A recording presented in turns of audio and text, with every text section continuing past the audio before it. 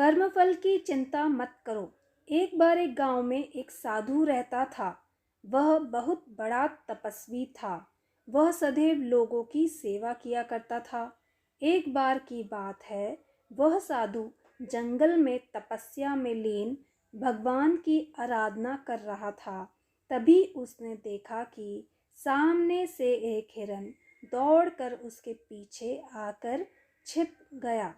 वह साधु चुपचाप अपनी आराधना में लीन भगवान की भक्ति करता रहा।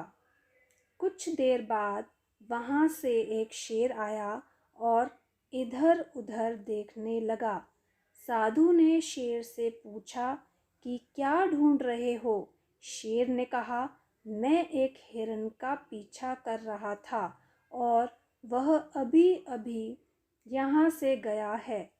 क्या आपने उसे देखा है? साधु कोमल हृदय का था। वह बोला, हाँ, मैंने अभी एक हिरन को यहाँ से जाते हुए देखा। वह हिरन उस तरफ चला गया।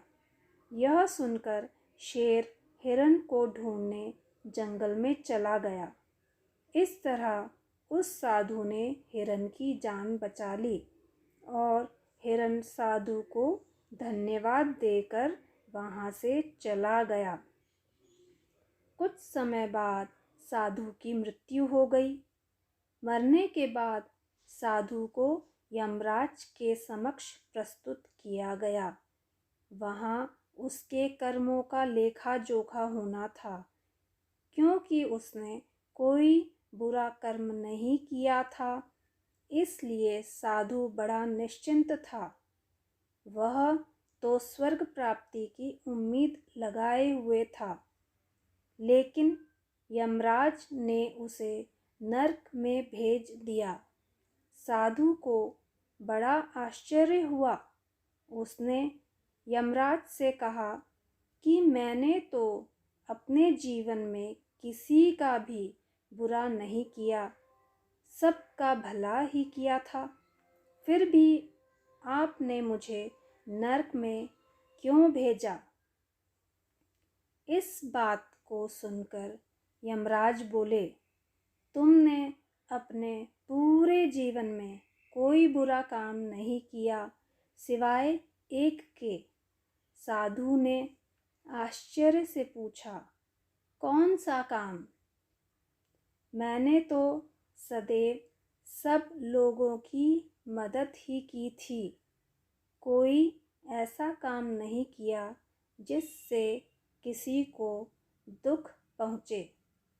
कृपया आप मुझे बताइए कि मैंने ऐसा कौन सा काम किया जिससे मुझे नरक की प्राप्ति हुई।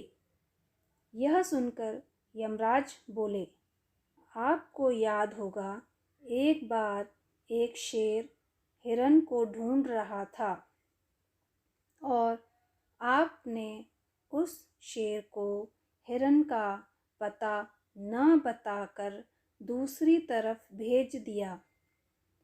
साधु बोला, जी, मुझे सब याद है।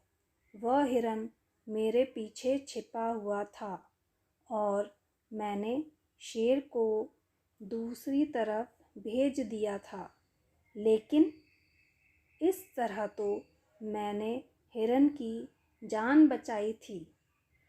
यह सुनकर यमराज बोले, ये सही है कि ऐसा करके तुमने उस हिरन की जान तो बचा ली, पर उस शेर की जान तुम्हारे कारण चली गई, क्योंकि शेर बहुत भूखा था और उसके दो छोटे छोटे बच्चे अनाथ हो गए और कुछ दिनों बाद उनकी भी मौत हो गई।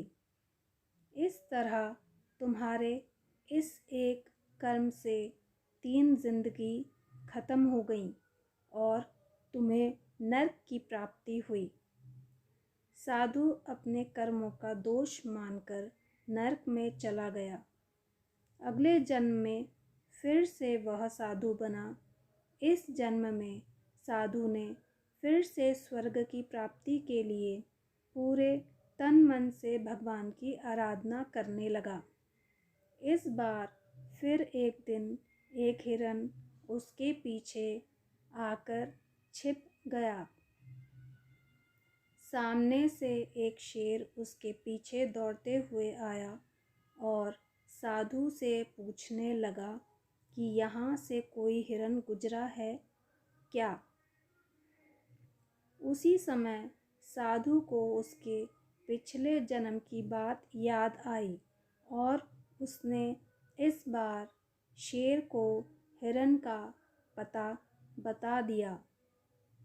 शेर ने हिरन को तुरंत मार डाला और साधु को धन्यवाद देकर चला गया। कुछ समय पश्चात साधु की मृत्यु हो गई। साधु को फिर से यमराज के समक्ष प्रस्तुत किया गया। अब की बार भी यमराज ने साधु को नरक में जाने का दंड सुना दिया। साधु फिर आश्चर्य में यमराज से बोला, इस बार मुझसे क्या अपराध हुआ जो आपने मुझे नरक की सज़ा सुना दी। यमराज बोले, इस बार शेर को तुमने हिरन का पता बता दिया। हाँ, तो पिछली बार मैंने हिरन का पता न बताने पर आपने मुझे नरक में भेजा था। इस बार तो मैंने पता बता दिया, फिर आपने मुझे नरक की सज़ा क्यों सुनाई। यह सुनकर यमराज बोले, इस बार शेर का पेट भरा हुआ था। उस हिरन के 2 छोटे छोटे बच्चे भी थे, अपनी माँ के बगैर मर गए। इस तरह तुम्हारे कारण उन 3 जीवन के खत्म होने का दोष तुम पर आता है। साधु बेचारा अपने कर्मों का दोष मानकर फिर से नरक में चला गया। इस तरह हम जो भी अच्छा बुरा कार्य करते हैं, उन सब कर्मों का आंकलन हम नहीं कर सकते। यह तो ईश्वर ही है जो हमारे अच्छे बुरे कर्मों का फल निर्धारित करता है। धन्यवाद।